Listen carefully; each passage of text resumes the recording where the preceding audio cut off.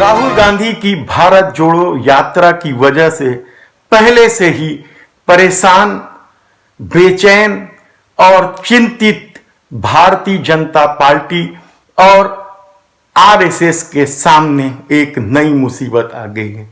यह मुसीबत है राहुल गांधी की वह चिट्ठी। यह चिट्ठी में क्या है हम आपको विस्तार से बताएंगे और भारतीय जनता पार्टी और आरएसएस की नींद क्यों उड़ी हुई है यह आगे आपको पूरा विस्तार से पता चलेगा। बीनिया संजय से मैं कौशल तिवारी। क्या राहुल गांधी 2024 के चुनाव के लिए एक मोटी लकीर खींच देना चाहते हैं? क्या इस लकीर के अंदर और बाहर की तस्वीर को 30 जनवरी को दिखा देना चाहते हैं? 30 जनवरी बेहद ही महत्वपूर्ण दिन है। इस दिन महात्मा गांधी की हत्या कर दी गई थी और भारत जोड़ो यात्रा 30 जनवरी को अपने आखिरी पड़ाव में कश्मीर में होगी।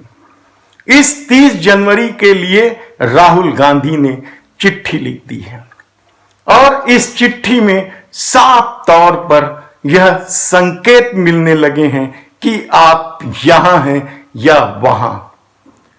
ये तय करना है उन तमाम राजनीतिक दलों को जो इस देश की धर्मनिरपेक्षता और लोकतंत्र को लेकर जी रहे हैं। राजनीति को अपने अनुकूल करने के लिए भारतीय जनता पार्टी ने इन 8 सालों में जिस तरीके से खेल खेला, झूठ, नफरत और अफवाह की राजनीति को हावी होने दिया, एक वर्ग को पूरी तरीके से किनारे करने की कोशिश की गई और राष्ट्रहित, राष्ट्रीय सुरक्षा, धर्म, हिंदुत्व के नाम पर पूरे देश को बर्बाद करने की जो कोशिश इन 8 सालों में हुई है, क्या यह चिट्ठी उस लकीर को मोटी कर देगी? यह देखने की बात होगी। दरअसल राहुल गांधी ने जो चिट्ठी लिखी है या कांग्रेस ने जो चिट्ठी लिखी है वह 30 जनवरी का न्योता है तमाम विपक्षी दलों को, तमाम नहीं, कुछ लोगों को छोड़ दिया गया है। आम आदमी पार्टी केजरीवाल, इसको चिट्ठी नहीं दी गई है। क्यों नहीं दी गई है यह किसी से छिपा नहीं है।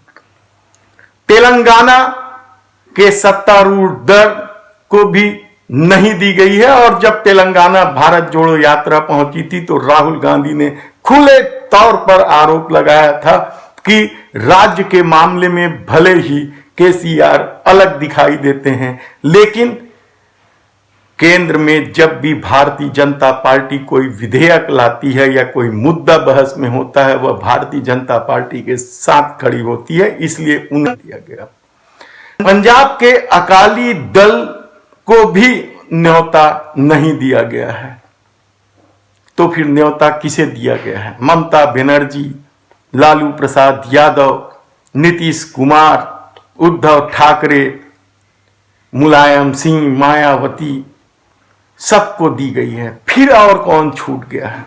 एक और महत्वपूर्ण नेता छूट गए हैं, वे है नवीन पटनायक उड़ीसा के, उन्हें भी न्योता नहीं दिया गया है।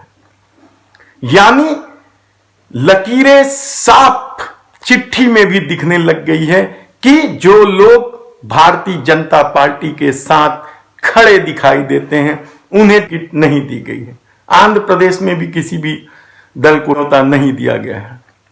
तो क्या 30 जनवरी को तमाम विपक्ष के लोग जिन्हें न्योता मिला है वे कश्मीर पहुंचेंगे? वहां विपक्ष स्पष्ट रूप से दिखेगा और यह 2024 में भारतीय जनता पार्टी को डराने वाला होगा निश्चित रूप से। आप सोच रहे होंगे क्षेत्रों में न्योता नहीं दिया गया है, वहां की 100 सीटों का क्या हो? देखना होगा उसके लिए कांग्रेस क्या रणनीति अपनाती है। लेकिन यकीन मानिए कि इस चिट्ठी ने साफ तौर पर 2024 के चेहरे तय कर दिए हैं कि 2024 के चुनाव कैसे होंगे, किन मुद्दे पर होंगे, किन के चेहरे तले होंगे। ये तमाम सवाल 30 जनवरी को महत्वपूर्ण ढंग से दिखाई देने लगेगा। हमने बताया कि 30 जनवरी बेहद ही महत्वपूर्ण दिन है। इस दिन महात्मा गांधी की हत्या हुई थी। हत्या कोई और नहीं, नाथूराम गोडसे ने की थी और हिंदू महासभा से लेकर तमाम हिंदूवादियों पर आरोप लगे थे। कुछ लोग बरी हो गए, उसमें वीर सावरकर भी हैं।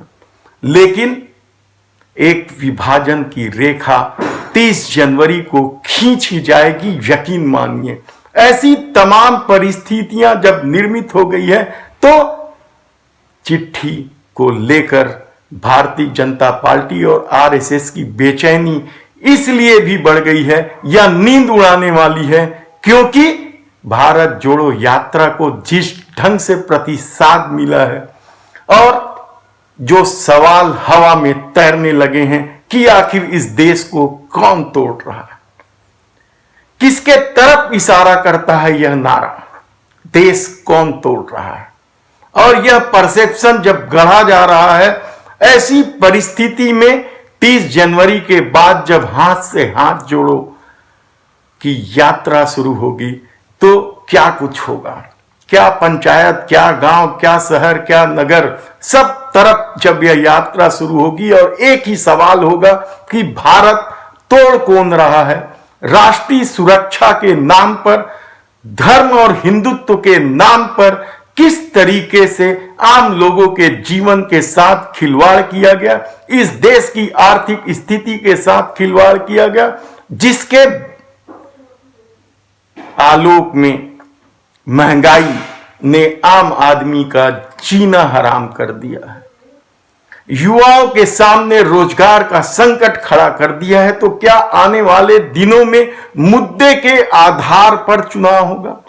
क्या राहुल गांधी चाहते हैं कि लोग स्वयं आकर चुनाव लड़ लें और दिखा दे सत्ता की ताकत को कि वह कहां है और लोकतंत्र किस तरीके से चलना चाहिए?